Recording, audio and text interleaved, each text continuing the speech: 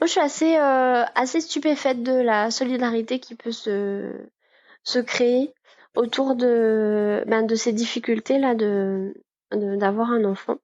J'ai découvert la communauté sur Instagram et je vois tellement de posts et de reposts que j'ai l'impression que vous êtes toutes amies.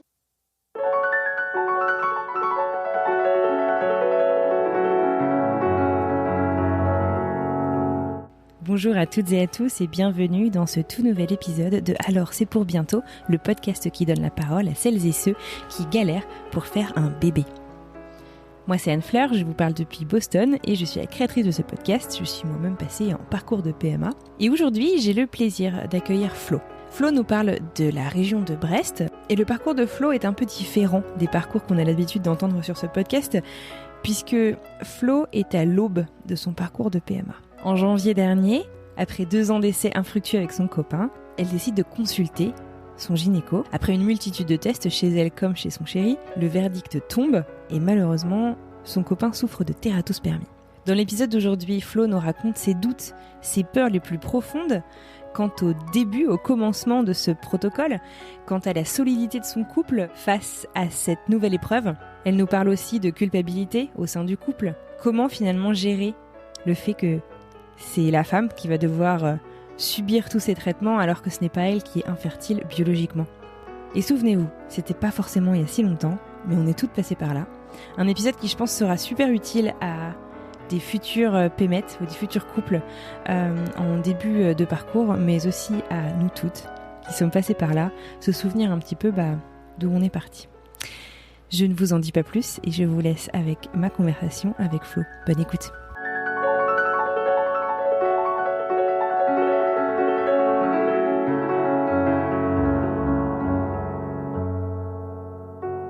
Bonjour Flo et bienvenue sur le podcast. Merci beaucoup de te joindre à moi ce matin pour nous raconter ton histoire. Comment vas-tu ? Ça va très bien, il fait beau aujourd'hui. Je viens d'avoir mes parents qui m'ont dit qu'en Sarthe, il faisait tout gris, il pleut, donc on est bien content pour une fois, il fasse beau en Bretagne. Non, mais comment ça pour une fois ? Attends, tu parles à une Bretonne fière de l'être. Il fait très très beau en Bretagne, surtout à Brest. On a un très beau mois d'août, ça va. L'été est super et le confinement était plus qu'ensoleillé. On a pris des coups de soleil, donc franchement, Oh là on là, était super. gâtés. Ouais. Alors, écoute, on s'est rencontrés toutes les deux en plus sur Instagram, où tu as découvert donc le podcast relativement récemment, puisque tu es, on va revenir là-dessus, en début de parcours, enfin en tout cas tu es en début de cheminement.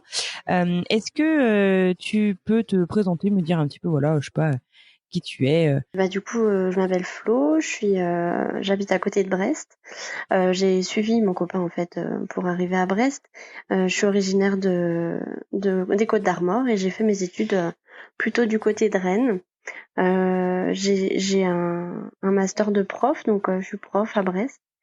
D'accord. Voilà, je suis avec mon copain depuis 6 ans presque. Et effectivement, on est en début de procédure, enfin de cheminement, puisque donc là, ça fera 2 ans qu'on s'est installé dans notre maison qu'on a achetée. Et depuis 2 ans, du coup, je suis plus sous pilule. Donc on attend, mais c'est un peu long. Donc là, depuis janvier, on a commencé des examens pour voir un petit peu ce qui se passait. D'accord. Et en fait, le problème viendrait de mon compagnon. Donc là, on est au stade où on a fait tous les examens possibles et il faudra en refaire un pour lui pour qu'on soit sûr de ce qui se passe. Par curiosité, tu vois, genre, comment est-ce que voilà l'envie de bébé est arrivée? Si elle est arrivée chez vous au même moment, on n'est pas toujours synchro là-dessus au sein du couple. Comment ça s'est passé? Eh ben, on va dire que moi j'ai des grands, je suis la petite dernière de ma famille. Du coup, j'ai des neveux et nièces.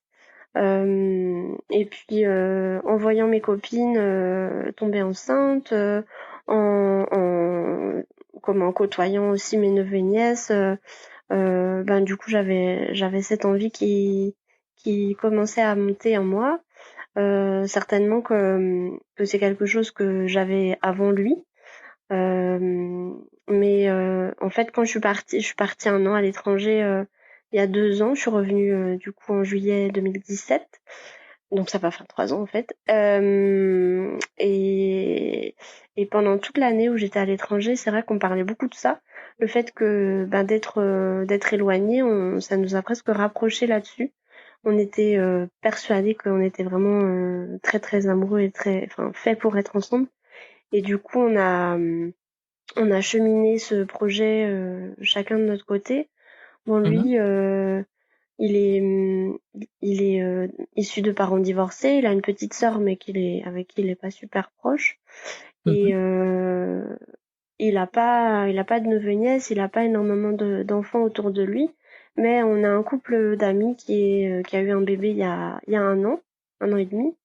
Et donc c'est vrai qu'avoir tous les amis, avoir des enfants au fur et à mesure, là on a à l'approche de la trentaine, Ouais. on a cette envie qui monte. Et bon ben d'autant plus que ma sœur aussi entre-temps, ma grande sœur qui a 9 ans de plus a eu un troisième au mois de février. Donc Ouais, ça travaille, bah, ça. Hein. Mhm. là ça fait long quoi. C'est vrai que Ouais. quand on voit sa grande sœur qui a 39 ans et qui a un troisième enfant et nous toujours pas à presque 30 ans, on se dit mince, il serait temps Ouais. que je m'y mette. On va dire que moi j'ai arrêté la pilule, mais j'attends de voir. Enfin, on n'avait pas non plus, on n'était pas si pressé que ça. Mhm. Et puis on a passé une année un peu difficile avec des hauts et des bas. Moi Par je rapport à ces bébés qui marchaient pas, tu veux dire? Ouais, il y avait ça et puis lui ça lui a fait se poser beaucoup plus de questions que moi au niveau familial. Il a il a un passé un peu compliqué en fait enfin il est pas super proche de son papa. Et ils s'entendent très bien mais ils sont pas complices. D'accord. Et à l'inverse, moi j'ai une famille qui est très aimante et surprotectrice, des parents ultra ultra Présent. protecteurs, ouais voilà, qui par exemple trouvent dur si je les appelle pas une fois par semaine au moins. Ouais. Je suis pas du fusionnel avec mes parents. Au contraire, Mhm. il y a beaucoup de tabous, mais on est quand même très proches et je vais avoir besoin de les appeler comme eux auront besoin de m'appeler si au bout de quelques jours, quelques semaines, ils ont toujours pas de nouvelles ou que je réponds à peine au texto quoi. Donc à l'inverse, lui, il est plus Ouais. indépendant. Sur des modèles familiaux un peu différents, quoi. Ouais, carrément, avec des Ah. années de différence aussi. Ouais. Euh, Par exemple, ses grands-parents ont l'âge de mes parents, ce D'accord. qui creuse énormément. Il y a un énorme Des fossé collèges, quoi. générationnel, quoi.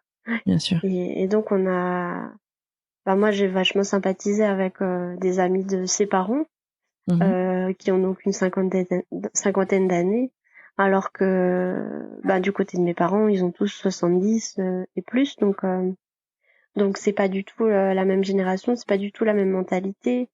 Mhm. C'est pas du tout les mêmes façons de voir sans doute la parentalité non plus.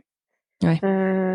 Et du coup, pour revenir comment à la famille, à la volonté de créer une famille, ça crée aussi des attentes des deux côtés de nos parents. La maman de mon copain l'a eu à 20 ans. Moi, elle m'a eu à 38, 39 ans. Donc, elle Mhm. s'attendait à être jeune grand-mère et puis pareil, elle se dit mince, pourquoi ça vient pas? Et ma mère pose pas de questions, donc de ce côté-là, je suis plutôt tranquille. D'accord. Il y a pas du tout de charge mentale familiale à ce niveau-là. C'est moi qui me mets des charges, quoi. Je me mets Mhm. des objectifs. J'avais l'objectif sans doute d'avoir un enfant avant 30 ans. Comment tu penses que c'est arrivé justement cette Ah, ça, c'est ma sœur qui a eu son premier à 28 ans. contrainte que tu t'es mise? Ouais. Ma sœur a eu sa plus grande à 28 ans. Sans doute ça fait 15 ans que je m'imagine à 30 ans en tout cas avoir un enfant. J'ai une copine, une de mes meilleures amies qui a eu un bébé il y a 1 an voilà, tout ça, ça fait cogiter aussi. Ça continue à te faire réfléchir, bien sûr, d'accord. Et alors, donc vous, du coup, vous essayez, donc si j'ai compris, enfin, vous essayez sans vous mettre la pression, comme tu dis, d'arrêter la contraception depuis 2 ans. À quel moment, en fait, vous avez dit, bon, bah, peut-être que, comment est-ce que vous vivez, en fait, cette attente, l'un et l'autre, et peut-être au sein de votre couple? Est-ce que vous en discutez tous les deux? Et puis, à quel moment est-ce que vous vous dites, bon, peut-être qu'il faut qu'on aille voir un médecin pour avoir un petit coup de main? Alors moi j'ai laissé les mois courir tout en surveillant mes cycles. J'ai installé l'application Flow parce que je me disais que ça pouvait m'aider aussi. J'ai jamais été hyper régulière, enfin jour pour jour, je vais dire. D'accord. Et du coup j'ai jamais calculé du tout mes dates d'ovulation, de règles et tout ça. J'ai découvert ça. D'ailleurs j'ai découvert les cycles. Et le propre fonctionnement de la femme grâce à cette envie d'avoir un enfant. Lui, je l'ai laissé, on va dire un an, mener son affaire. En fait, il y a une affaire en justice, donc il allait pas bien, il était perturbé. Je me disais que le psy allait jouer énormément. Donc comme lui n'allait pas bien, au fond de moi, je savais que ça pouvait pas marcher. Et puis là, depuis, on va dire depuis novembre-décembre, ça va mieux. On s'est ressoudés aussi. On passe des moments un peu plus tranquilles. Et du coup, bah moi, je me suis dit bon, là, ça fait 1 an et demi. Je pense que le déclic a été 2020, quoi, janvier 2020. Allez, on attaque une nouvelle année. On prend les taureaux par les cornes. On va voir si tout va bien. Vous aviez peur d'aller consulter ou pas particulièrement? Non, non. Lui peut-être. C'était juste. Lui peut-être. Ouais. Je pense qu'au fond de lui, il redoutait d'avoir un souci. Moi, au final, je l'ai pris assez sereinement. Je me suis dit bon bah on va voir au moins médicalement si tout va bien et puis on sera rassuré si tout va bien. Ouais. Ça permettra d'avancer quoi. Donc il m'a accompagnée chez le gynéco fin janvier. On nous a prescrit des analyses de sang donc pour détecter un petit peu les taux hormonaux des deux côtés. Et puis moi j'ai fait un examen de l'utérus pour savoir si tout allait bien aussi. Et les examens, les prises de sang aussi pour détecter les MST des deux côtés. Et lui, un spermogramme, donc qu'il a mis du temps à faire. Donc c'est pour ça que je te dis, je pense que il y avait une appréhension certainement de son côté. Ouais. Vous faites tout ça auprès de ton gynéco ou vous rendez à un centre de PMA? Comment est-ce que auprès de quel professionnel vous vous adressez en premier lieu? Une clinique, c'est la clinique de Brest où je consulte mon gynéco, qui donc nous a, c'est le gynéco qui nous a prescrit ces examens-là et le spermogramme a été fait aussi à la clinique, comme mon examen d'utérus pour savoir si, pour rester aussi dans le même lieu. Tout allait bien quoi. Voilà. Et c'est d'ailleurs maintenant que le diagnostic commence à être posé que je me demande s'il vaut mieux pas que j'aille au CHU parce qu'il y a 2 centres AMP à Brest. Je sais pas. J'en ai discuté avec ma médecin généraliste pour qu'elle me donne son avis. Elle-même a été aux urgences. Elle a été interne aux urgences pendant des années dans cette clinique. Donc elle connaît mon gynéco aussi.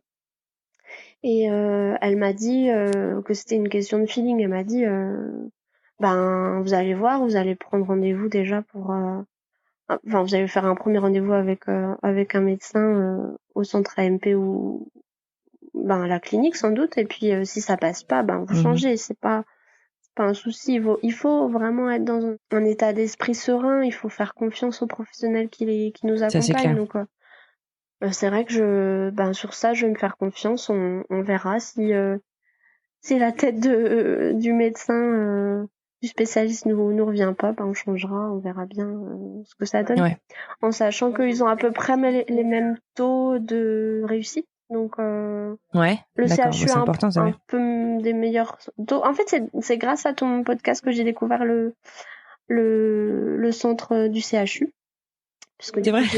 J'ai écouté les médecins que t'as interviewés. Et du coup, c'est là que je me suis posé la question, est-ce que vaudrait mieux pas que j'aille aussi dans le public? Moi, je suis quelqu'un qui défend fondamentalement la fonction publique, et donc bon, voilà, c'est un peu pour ça aussi que je me pose la question. J'ai envie Moi, si je peux de me permettre de donner préserver. un Ouais. micro conseil, c'est il faut que tu aies confiance en fait en les personnes avec qui tu interagis et que tu te sentes écouté. Enfin, s'il y a un truc que le podcast m'a appris, je pense que c'est ça. C'est ce que tout le monde dit et finalement, tu vois, des fois, les choses sont un petit peu bloquées et quand la personne change, on a toujours peur un peu de changer de centre parce qu'on va découvrir de nouvelles personnes, etc. Ça leur fait beaucoup de bien à plusieurs points. Après, si toi, tu te sens écouté, tu vois, par les médecins là où t'es en clinique et que t'as l'impression qu'ils gèrent, moi, je n'irai pas changer. Hein. Enfin, tu vois, je sais pas, Ouais. Voilà. Donc, écoute-toi en tout cas. Je te dirais, c'est ça que je te recommanderais. Ça marche.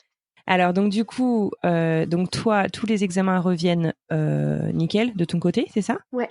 Et donc ton copain ne veut pas trop aller faire le spermogramme, il finit par le faire. Il a mis combien de temps à aller le faire alors?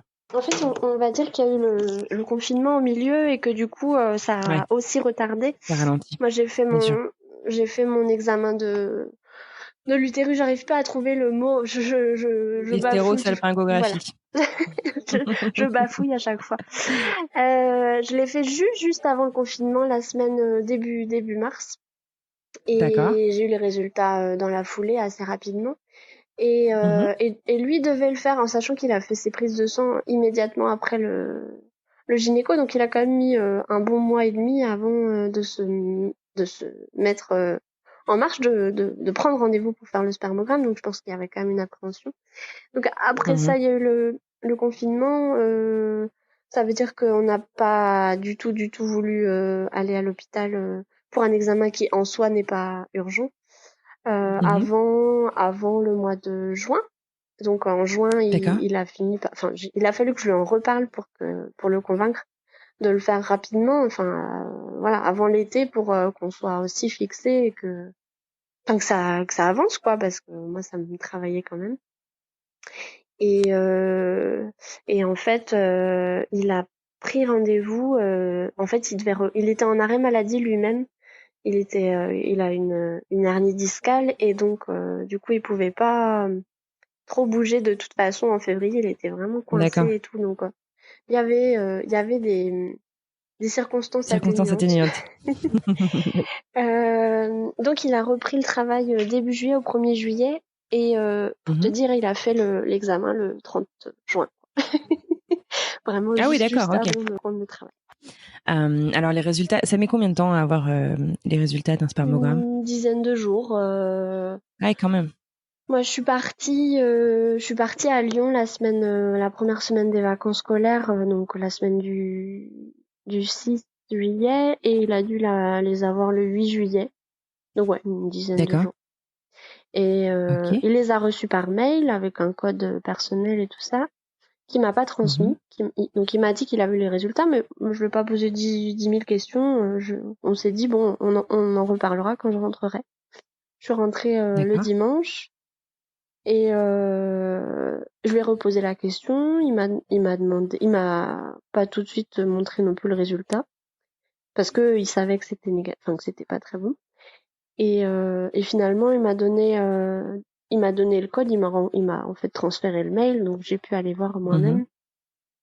Et quand j'ai vu donc 100% atypique, les spermatozoïdes sont en bonne forme, ils sont mobiles, ils sont Mhm. nombreux. À ce niveau-là, il n'y a pas trop de soucis. Mais le seul problème, c'est au niveau de la forme de la, Peut-être. de la tête. Et donc, du coup, c'était bien écrit noir sur blanc, 100% atypique, et c'est ça qui m'a mis la puce à l'oreille. Donc, Tu sais vraiment ce que ça veut dire à ce moment-là? Enfin, non, je me suis doutée, enfin, c'est quand même négatif, quoi. ouais.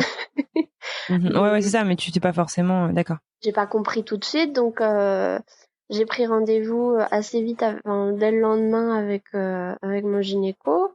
Il y avait une dizaine de jours d'attente, donc en fait j'ai ruminé pendant ces 10 jours et j'ai eu le temps d'aller d'aller sur tous les forums de possibles sur le sujet. Et quand du coup j'ai trouvé le nom de cette particularité, donc c'est la tératospermie, du coup j'ai D'accord. réussi à trouver des sites spécialisés, à voir que c'était quelque chose qui arrivait, qui pouvait être il peut y avoir plusieurs facteurs en cause, mais c'était aussi quelque chose de génétique, on va dire. C'est pas, on n'en sait rien en fait. On connaît pas toutes les causes de ces malformations. Donc Mhm. toujours est-il que j'avais quand même, je pense, de l'espoir. Enfin, je voulais pas, je me voilais un peu la face sans doute. Donc jusqu'au rendez-vous avec le gynéco, je me dis bon ben voilà, ils sont moches, mais peut-être que ça peut marcher quand même. Mhm. Je suis pas du tout allée voir des sites sur la FIV et tout ça. Je pense que j'étais pas prête. Ouais. Et quand le gynéco nous a accueillis, du coup, on a toujours des soucis de Covid et tout ça, donc tu vois, prise de Ouais. température, enfin, c'est dans un milieu, lui, mon copain est assez angoissé de nature et il aime pas du tout le milieu hospitalier.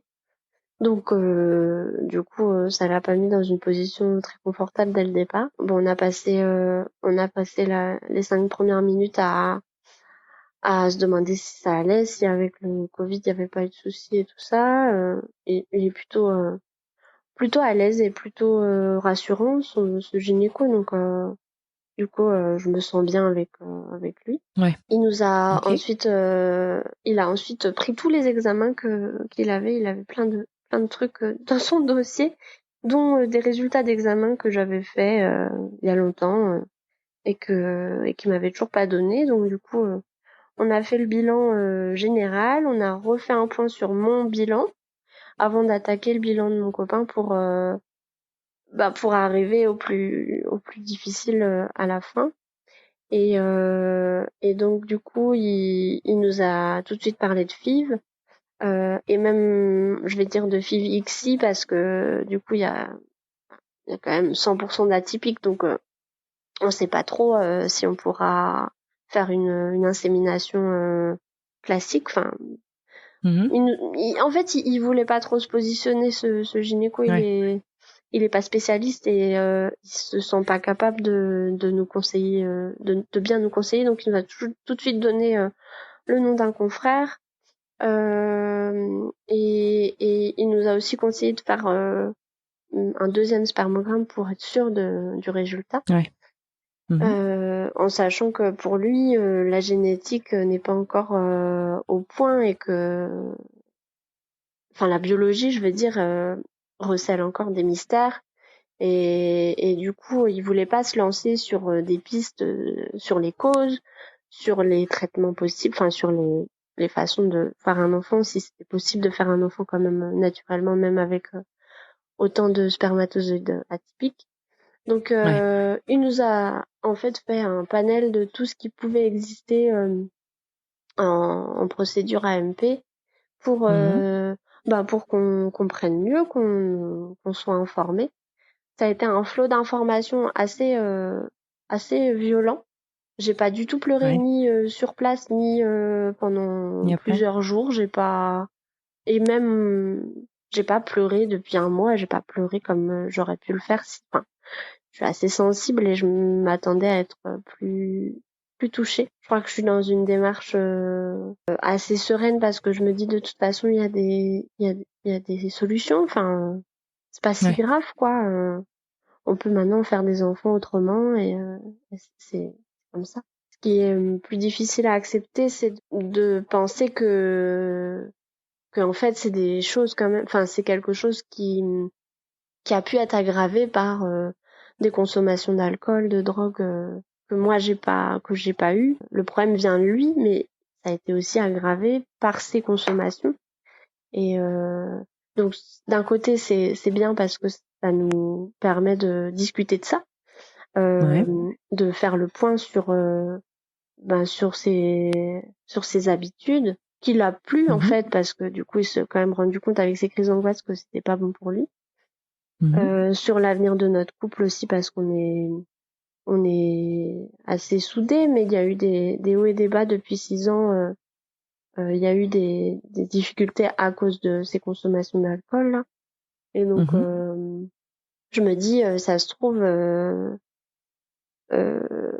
ça enfin ça aurait pas été aussi catastrophique si s'il avait pas autant abusé, quoi.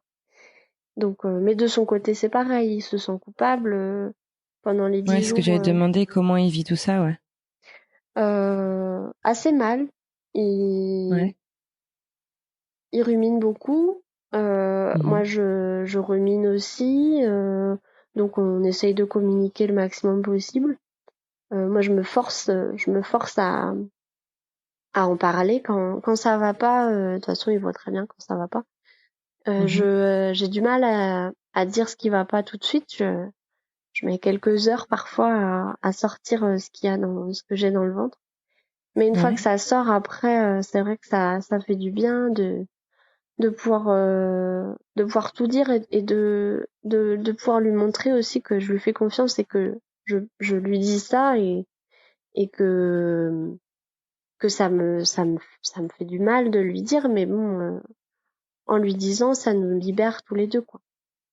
Donc Ouais. il y a une relation de confiance depuis toujours qui est qui est en train de se développer encore plus avec cette histoire, parce que euh, parce qu'il a peur de me perdre et moi-même je me pose des questions, donc du coup le fait de lui dire ce qui me pose problème, ce que j'ai en tête, ça libère la parole et ça nous met sur la même longueur d'onde, ça nous permet Ouais.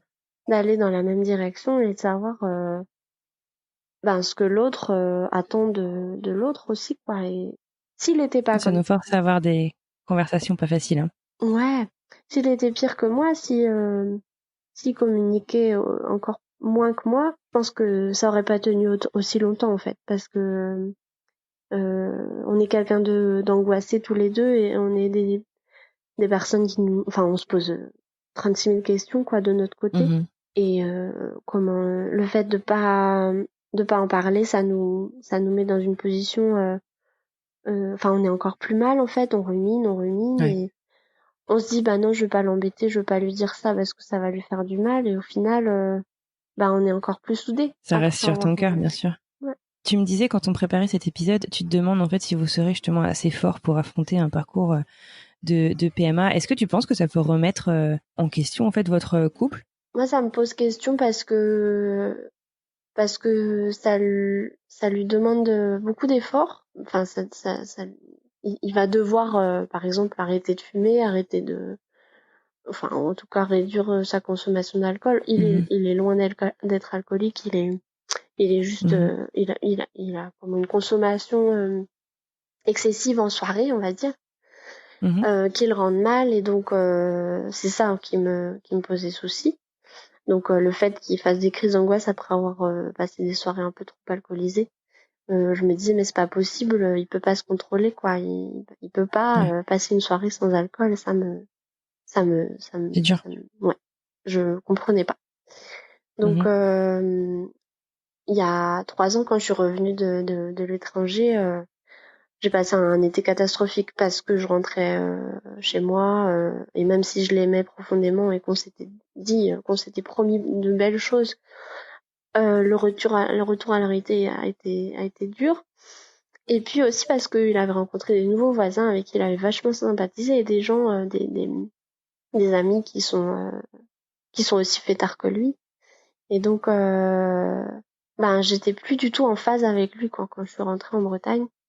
Donc, sur ça, j'avais aussi des angoisses liées à ma vie professionnelle. J'avais pas de travail. J'avais, je, j'arrivais pas à voir ce que l'avenir me promettait. Mhm. Et donc, il y a j'ai fait une crise psychosomatique, clairement, parce que j'ai fait une crise d'appendicite en septembre 2017. Ah ouais. Ok. Et l'appendicite à plus de 25 ans, ça fait mal. Ouais. Et en fait, on n'a toujours pas, on sait toujours pas si vraiment on m'a enlevé l'appendice ou pas, parce que bon, l'hôpital où je suis allée, les urgences, c'est pas le meilleur hôpital du coin, et donc du coup je suis pas allée à Brest. Et donc du coup, ils ont mis longtemps à m'opérer, à savoir si vraiment, enfin ils voyaient pas l'appendice en fait. J'ai fait des tas d'examens, ils voyaient pas l'appendice, donc ils savaient pas si c'était vraiment l'appendicite. Ah ouais. Toujours est-il que j'ai quand même été opérée, donc 15 jours à l'hôpital, enfin une dizaine de jours à l'hôpital. Je suis rentrée chez moi et j'ai eu des complications, donc du coup j'ai passé presque un mois, le mois de septembre, à l'hôpital, et avec beaucoup de questions en tête sur notre relation amoureuse. Et il est pas venu me voir, il est venu me voir une fois à l'hôpital. Donc je me suis dit mince, on s'est fait des promesses à distance, et en fait c'est pas du tout le gars que j'aime et que je voulais retrouver, quoi. Donc j'ai discuté de ça avec ma mère. Ma mère a pris évidemment ma défense et l'a enfoncée comme tout parent ferait, je pense. Donc ça m'a mise encore plus mal, parce que du coup je voyais plus du tout clair. On a mis on va dire 6 mois à reconsolider notre couple, et puis finalement c'était la maison qui allait pas, c'était les voisins qui allaient pas, c'était finalement j'ai trouvé un travail aussi. Donc donc tout s'est arrangé au fur et à mesure, et on a acheté une maison, donc 1 an plus tard, ce qui nous a permis d'aller dans la même direction, et de retrouver notre complicité qu'on avait avant. Et en fait j'en discutais avec une copine il y a un petit mois. Le fait de faire le deuil d'une relation, d'une jeune relation, on va dire, quand on s'est rencontrés, on avait 25 ans. Moi j'étais encore en études. On était jeunes, beaux, frais, passionnés, et faire le deuil de la passion telle qu'elle était il y a 4 ans, c'est dur, quoi. Du coup, on a aussi vu en janvier dernier, enfin, c'était au même moment que la consultation avec le gynéco, on a vu un psychothérapeute du couple pour discuter de ça, et ça nous a permis de nous recentrer aussi sur notre couple, et de voir que finalement tout n'allait pas si mal, et qu'on était amoureux, toujours amoureux, et qu'on voulait faire des efforts pour l'autre, quoi. Donc aujourd'hui moi je me pose des questions, parce que j'ai envie de croire à l'amour éternel, mais que c'est compliqué, qu'il faut entretenir cet amour-là. Et puis pour revenir aux efforts qu'on doit faire chacun de notre côté, lui devra sans doute faire des efforts pour réduire ses consommations, mais moi je sais pas si je suis prête à faire autant d'efforts, des piqûres et tout ça, pour faire un enfant, quoi. Tu dirais que c'est une de tes plus grandes peurs, finalement, l'aube de ce parcours qui s'annonce devant vous. En plus, on vous annonce une FIV, c'est ces traitements. C'est la lourdeur des traitements pour toi que tu vas devoir subir. Affronter des traitements quand on n'est pas infertile, en fait, c'est dur, quoi. C'est bien sûr. une d'autant plus belle preuve d'amour pour l'autre, mais c'est quand même remettre en question toute une façon de faire un enfant, et de voir la vie, enfin bien sûr, de se dire qu'on est obligé de faire appel à la médecine, alors que avec lui, alors qu'avec un autre ça aurait pu être beaucoup plus facile et rapide. Ben ça te fait te demander, est-ce que je l'aime vraiment, est-ce que je suis prête à faire autant de sacrifices entre guillemets pour lui. pour nous, pour le couple, C'est pour faire des hyper enfants. précieux ce que tu nous dis aujourd'hui, Flo, parce que vraiment, tu vois, les invités qui viennent sur le podcast sont déjà soit en parcours, soit ont fini leur parcours, qui se soit soldé ou non d'ailleurs par un bébé. Mais du coup, en fait, les questions que tu te poses, en fait, beaucoup de gens sont passés par là et ont énormément de mal, du coup, en fait, à remettre des mots sur ce que tu vis. Et je pense vraiment que ça sera super utile. Vraiment, je te dis un grand merci à d'autres personnes qui vont se Pardon. lancer dans leur parcours. Une autre question que je voulais te poser, du coup, donc tu disais vous êtes préparé un petit peu, je dirais, en tant que couple, en faisant une thérapie de couple. Est-ce que tu me disais que toi aussi tu as entamé un suivi psy en personnel aussi pour te préparer à tout ça? Alors lui il a un psy en fait depuis longtemps par rapport à ses problèmes personnels. Et moi j'ai jamais tenté le coup. Je sais que j'ai des parents, donc je disais, qui sont très aimants et très Mhm. affectueux et hyper protecteurs. Mais malgré tout, on a beaucoup de tabous dans notre famille. Le fait que je sois aussi la petite dernière ne m'a paradoxalement pas forcément aidée euh, parce que du coup, j'avais pas non plus de frères et sœurs à qui me confier énormément. Ouais, bien J'avais sûr. des vieux parents. Il y avait un écart de génération qui fait qu'ils auraient pas forcément compris non plus mes doutes d'adolescente. J'ai pas fait une crise d'ado très virulente. En fait, j'ai fait ma crise d'ado à 20 ans quand je suis partie en Sicile. J'ai habité un an en Sicile. Et voilà, j'ai coupé les ponts, on va dire. Je me suis largement éloignée, mais à 20 ans seulement. Et j'ai des périodes comme ça où ma mère va m'agacer énormément parce elle est étouffante. Mais avec nous trois, hein, de toute façon, elle est trop aimante, quoi. Ils ont pas beaucoup d'amis, et donc du coup, ils reportent tout sur nous. Ouais. Donc, je sais que j'ai beaucoup d'angoisses liées à ça. Même, je pense, des angoisses de future maman, parce que je sais pas comment je serai. J'ai peur d'être aussi étouffante. Et Mhm. euh, et puis, je connais pas bien non plus la vie de couple de mes parents, euh, la vie intime. Alors, il n'y a pas non plus Mhm. 10 000 parents qui se confient sur leur vie intime, mais je pense que c'est nécessaire, en fait. Je pense que les enfants ont besoin de savoir comment leurs parents se sont construits, comment ils se sont aimés. Quand je vois comment ils s'aiment aujourd'hui, je me dis, mais comment ils sont pu, comment ça, enfin, ça fait 45 ans qu'ils sont mariés. Mhm. Et Wow. je me dis, comment ils font pour toujours être ensemble, quoi, alors qu'ils se détestent. Enfin, ils se détestent, ils se pouillent en permanence, comme un vieux couple.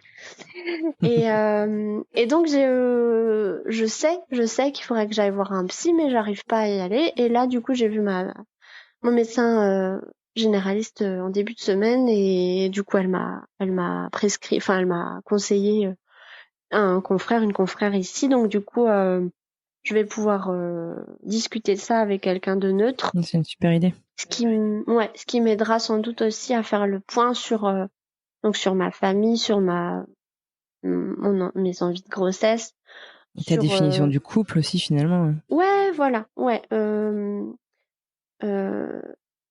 ma généraliste a suivi tout mon processus de procréation, enfin de Mhm. volonté de procréer. Donc elle sait que ça me travaille beaucoup. Mhm. Et là, j'ai eu l'occasion de lui dire un peu plus précisément pourquoi ça, enfin, ce qui m'empêchait aussi de voir très positivement notre avenir de couple, parce que c'est pas quelque chose dont on a envie forcément de parler avec sa généraliste. On parle de soi quand on va chez son médecin, mais pas Mhm. forcément de son couple, sauf Ouais. si vraiment il y a des gros problèmes.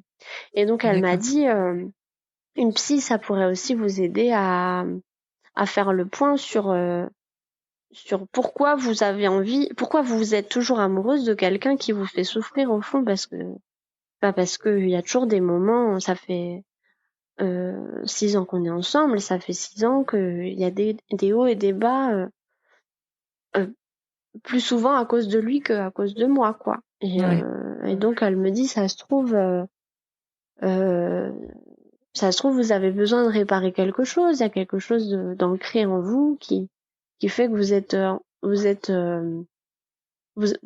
ça vous tient à cœur de pouvoir aider votre partenaire, et c'est pour ça que vous êtes tellement accroché à l'autre aussi. Et donc une thérapie pourrait effectivement me faire voir un peu plus clair sur tout ça. Bien sûr, et avant de te lancer, je pense que c'est une super idée, effectivement. Est-ce que tu as partagé vos difficultés, justement, tu disais, je sais pas, avec vos parents, avec vos amis ou au boulot? Est-ce que vous avez partagé avec qui que ce soit? Lui, non.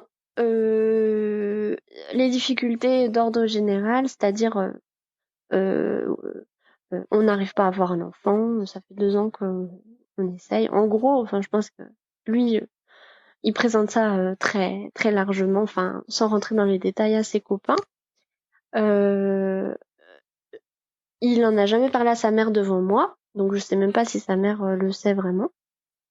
C'est pas à moi d'aller lui en parler, enfin d'en parler à ma belle-mère, je veux dire. Je trouve que c'est à lui de se confier là-dessus. Quant à moi, je suis rentrée beaucoup plus dans les détails. J'ai 3 ou 4 copines qui savent à peu près tout. Ouais.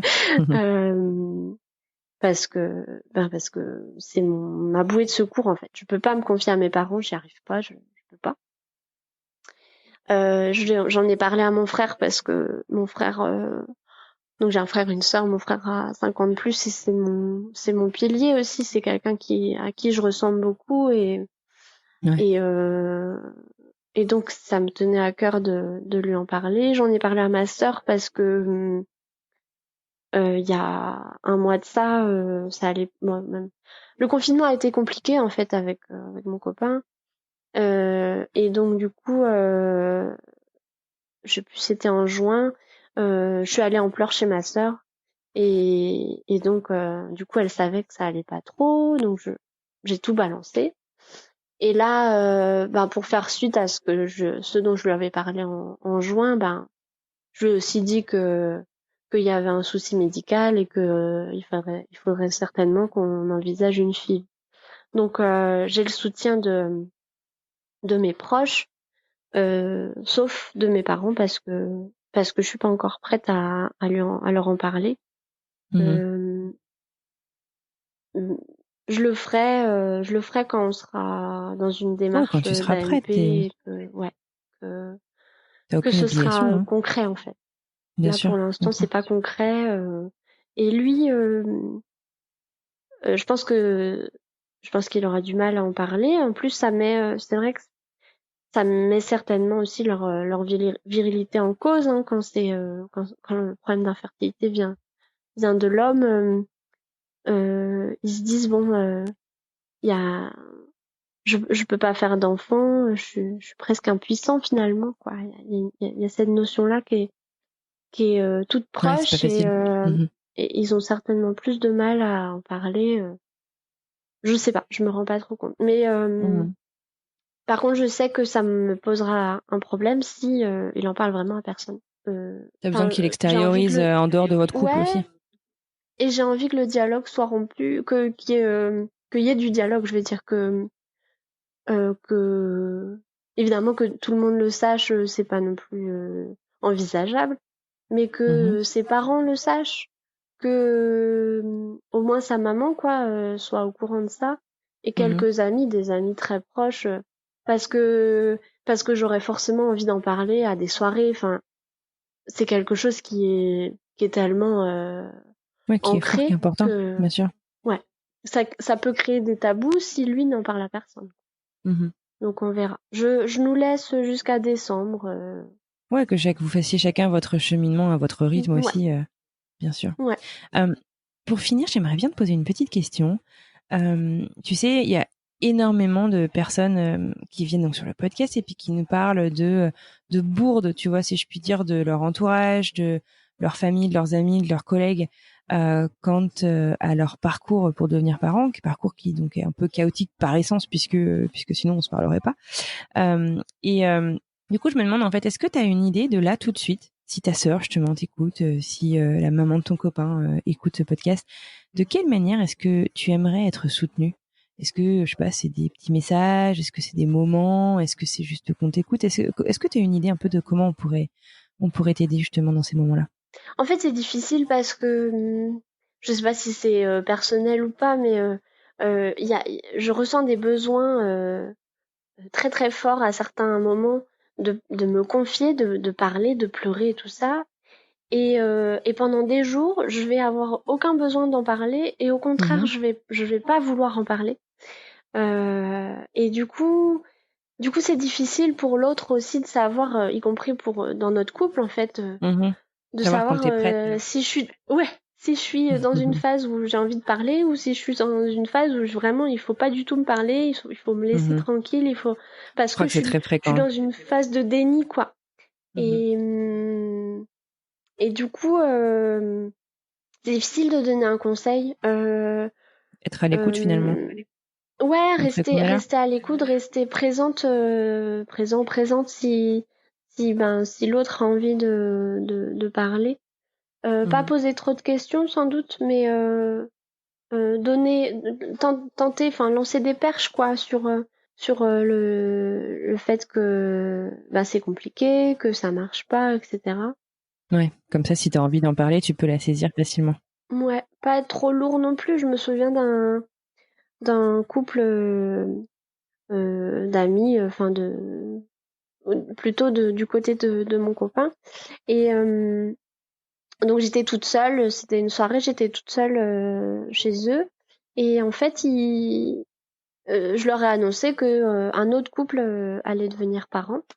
Et donc, je me suis retrouvée face à des personnes qui comprenaient, enfin qui m'ont qui m'ont lancé un petit peu, qui ont fait des blagues, je vais dire, un peu pesantes. Et par exemple, c'était ah bon, dis donc, ça fait que 2 ans qu'ils sont ensemble. Je pensais que ce serait vous avant. Bah alors, vous avez pas le mode d'emploi. Je sais plus exactement ce Ouais. qu'il m'avait Ouais, dit. c'est hyper indélicat, ouais. Mais c'est pas mes amis directs, c'est Mmh. ses amis à lui. et que Ouais, mais et que finalement, on me ami ou renvoie ça pas, dans la gueule, on apprend que j'ai ça se pas dit compris. pas, quoi. Enfin, ouais, bien sûr. Ouais. Voilà. Et, D'accord. et c'est vrai que bon, ça du coup ça a permis de lancer le débat, d'en parler aussi, parce que je suis quelqu'un qui est comment, je n'en ai pas voulu en fait. Donc Mmh. au contraire, j'aurais dit bah c'est vous qui êtes bête de me dire ça. Enfin, vous savez Ouais. pas ce qui se passe là, vous savez pas T'as vachement bien pourquoi ça réagi. C'est marche pas. bien finalement de prendre le temps de leur expliquer pourquoi ça se dit pas. Mm. Et c'est bien parce que du coup, bah, la prochaine personne, parce que finalement l'infertilité dans les couples, ça touche un couple sur 5. Donc ils Ouais. vont certainement en croiser d'autres couples qui galèrent si c'est pas eux d'ailleurs. Et donc bah, voilà, je pense que tu as rendu service aussi à d'autres personnes. Mm. Ouais, Écoute, ouais. on arrive à la fin de cet épisode. Est-ce qu'il y a un dernier mot, un dernier truc que tu voudrais nous dire avant qu'on se quitte? Moi, je suis assez stupéfaite de la solidarité qui peut se créer autour de ces difficultés là d'avoir un enfant. J'ai Ouais. découvert la communauté sur Instagram et je vois tellement de posts et de reposts que j'ai l'impression que vous êtes toutes amies. C'est assez drôle quoi. Et ça fait du bien, ça donne de l'espoir, ça permet d'avoir des gens qui nous soutiennent derrière et qui nous comprennent aussi. Mhm. Et ça permet de, de, de créer un dialogue même avec les gens qui n'y connaissent rien. Parce que nous, on n'a pas forcément envie de parler de nos soucis, voilà. Mais de dire, bah tiens, il y a un tel qui dit ça et je le partage complètement, elle l'a dit super Ouais. bien. Et donc, voilà, de le poster soi-même pour à sa communauté de personnes qui ne connaissent rien à l'infertilité, à la MP et tout ça, ça permet d'ouvrir le débat et c'est génial. Donc voilà, j'ai envie de te remercier, de vous remercier pour toute la communauté que vous créez et qui qui est formidable. Ouais, non mais je suis complètement d'accord avec toi, c'est une communauté très accueillante, très bienveillante, dans laquelle moi aussi j'ai débarqué il y a moins d'1 an, tu vois, sur Instagram là-dessus. Et c'est vrai, t'as raison, hein, qu'on a l'impression vraiment d'être dans une grande... Le mot sororité est un peu utilisé à tort et à travers parfois sur Instagram, mais c'est vraiment ça, je trouve. C'est vraiment... Ça fait du bien, on se sent pas seul et on en a clairement besoin quand on passe par là. Écoute, je te dis un immense merci d'avoir pris le temps de me raconter ton histoire, de te confier. Je sais que c'est pas facile. Je te souhaite à toi et ton copain donc tout le meilleur. Tiens-nous au courant de la suite. Et puis, ouais, à bientôt. Bonne journée. À bientôt. Merci beaucoup. Et voilà, c'est la fin de ce tout nouvel épisode. Un immense merci à Flo d'avoir passé cette petite heure avec nous, de s'être confiée, d'avoir été si transparente et d'avoir été si sincère. Je pense que ça nous aura fait tous énormément de bien. Si vous souhaitez soutenir le podcast, si vous souhaitez me soutenir dans ce projet, rendez-vous sur Apple Podcast. Vous le savez, que vous ayez un iPhone ou même juste un Mac, vous pouvez mettre 5 étoiles au podcast et lui mettre un petit commentaire. C'est toujours sympa et ça nous aide vraiment à gagner en visibilité. Pour continuer la conversation sur cet épisode, retrouvez la vignette de l'épisode sur Instagram ou Facebook et venez en discuter avec nous. En attendant, je vous souhaite une excellente semaine et j'ai hâte de vous retrouver la semaine prochaine. À bientôt.